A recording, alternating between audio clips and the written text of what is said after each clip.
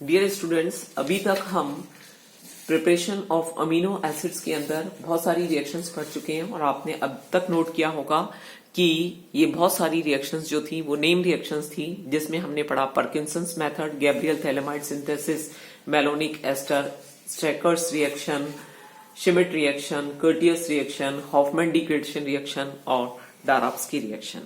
आज हम डिस्कस करेंगे कूप सिंथेसिस। कूप सिंथेसिस में अल्फा कीटो एसिड की अमोनिया के साथ रिएक्शन की जाती है, तो अमोनिया के साथ रिएक्शन करने पे ये यहां से H2 और O मिल करके इमिनो एसिड्स बनाता है।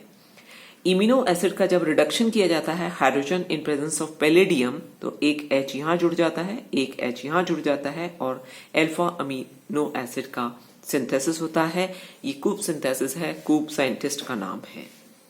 उसके बाद एक इंपॉर्टेंट मेथड है जिसे हम कहते हैं Arlene-mayor azlactone synthesis. Arlene-mayor azlactone synthesis के अंदर हम कोई भी एरोमेटिक एल्डिहाइड लेते हैं। इस एरोमेटिक एल्डिहाइड की रिएक्शन बेंजोइल C6H5CO, ये ग्रुप कहलाता है बेंजोइल, ग्लाइसिन के साथ की जाती है। जैसा आपको पहले पता है, ग्लाइसिन क्या होता है? Amino acetic ester, amino acetic acid. ये पहला अमीनो एसिड्स है, सिंपल अमीनो एसिड या first member of the amino acid series जो है वो ग्लाइसिन है। उसमें हमने बेंजोइल लगा दिया है C6H5CO, तो वो कहलाता है बेंजोइल ग्लाइसिन और इसका दूसरा नाम है हिप्यूरिक एसिड। हिप्यूरिक एसिड की रिएक्शन पैरा हाइड्रोक्सी बेंजल्डिहाइड के साथ की जाती है एसिटिक एनहाइड्राइड के प्रेजेंस में और सोडियम एसिटेट के प्रेजेंस में। तो यहाँ पे देखिए आप, ये H2O निकल जाता है, ये बन गया CHC। ये जो COOH है, ये OH और ये नाइट्रोजन का H, ये मिलकर के रिंग फॉर्मेशन कर लेते हैं।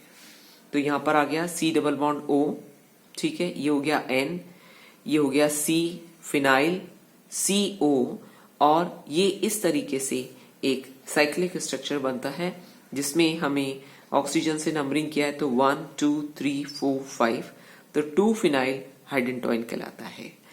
जिसका NOH से रिएक्शन किया जाता है तो ये रिंग जो है वो ब्रेकअप हो जाती है RCHNH, और ये रिंग C1 और C2 के बीच में से ब्रेक हो जाती है, ये बदल जाता है COH में और ये आ जाता है COO फिनाइल के अंदर, यहां से।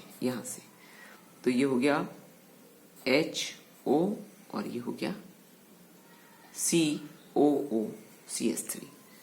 जिसका रिडक्शन किया जाता है तो ये डबल बॉन्ड जो है वो यहाँ पर रिड्यूस हो जाता है और रिडक्शन होने के बाद अगर एसिडिक हाइड्रोलिसिस किया जाता है तो ये बेंजोइल ग्रुप यहाँ से हट जाता है और ये कन्वर्ट हो जाता है HOH, तो C6H5COH बेंजोइक एसिड बन जाता है और ये यहाँ पर एक ग्रुप जुड़ जाता है, इसका नाम है टायरोसिन। टायरोसिन्स जो है वो एलेनिन का ही एक फॉर्म है। एलेनिन पर para hydroxy बेंजील group, phenyl group जो है वो जोड़ देते हैं, तो ये कहलाता है टायरोसिन और ये मेथड कहलाता है Arlene-mayor azlactone synthesis. Next method हम ले रहे हैं हाइडेंटोइन मेथड। हाइडेंटोइन मेथड के अंदर this method is similar to the Erlenmeyer azlactone synthesis. In this aromatic aldehyde is condensed with hydantoin. आपने देखा था कि हमने एरोमेटिक एल्डिहाइड लिया था और इस एरोमेटिक एल्डिहाइड की हमने रिएक्शन करी थी हिप्यूरिक एसिड के साथ और हिप्यूरिक एसिड के साथ रिएक्शन करके हमने हाइडेंटोइन सिंथेसाइज किया था, लेकिन यहां पर हम डायरेक्टली हाइडेंटोइन ले रहे हैं। हाइडेंटोइन क्या होता है?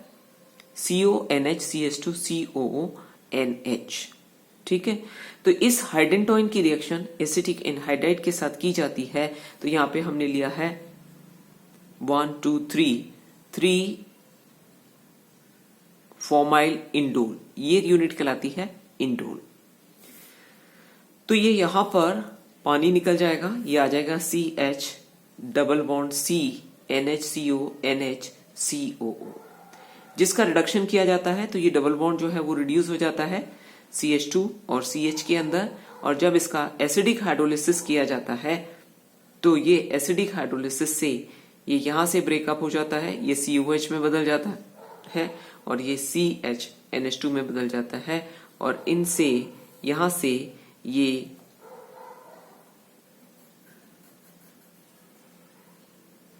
अमोनिया के रूप में बाहर आ जाती है और ये जो है वो CO2 के रूप में बाहर आ जाती है। जैसे H2 यहां आ गया, O यहां आ गया, ये यहां से ब्रेक हो गया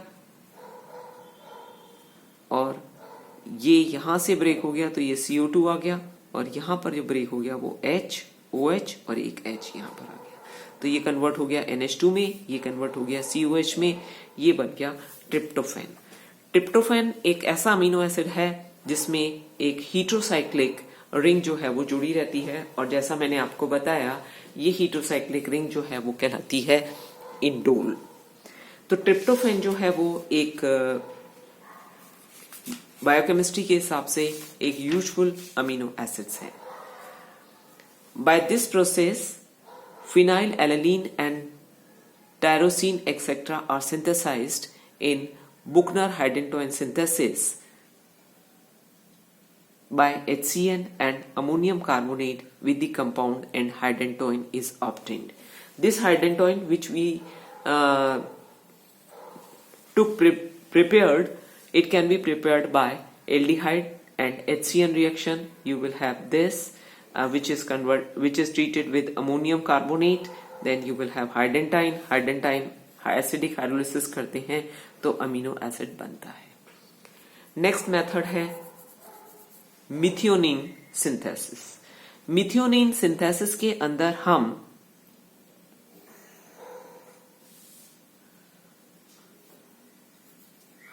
एल्डिहाइड लेते हैं। इस एल्डिहाइड की रिएक्शन हम थायोल के साथ करते हैं। थायोल के साथ इसकी रिएक्शन करते हैं तो ये बनता है CH3CH CH2CH2OH, यानी ये H यहां से हट जाएगा और ये CH2 जो है वो यहां पर जुड़ जाएगा। इसको जब सोडियम साइनाइड और अमोनियम कार्बोनेट के साथ इसकी रिएक्शन की जाती है तो ये जैसा पहले बताया है यहाँ पर कि इससे हाइडेंटोइन का फॉर्मेशन होता है। तो ये हाइडेंटोइन बनाता है और ये है CH3S CH2 और ये CHONHCOO। जब इसका हाइड्रोलिसिस किया जाता है तो ये बनाता है CH3S CH2NH2 एंड COOH। तो इस तरीके से ऐसा अमीनो एसिड भी बनाया जा सकता है जिसमें सल्फर होता है।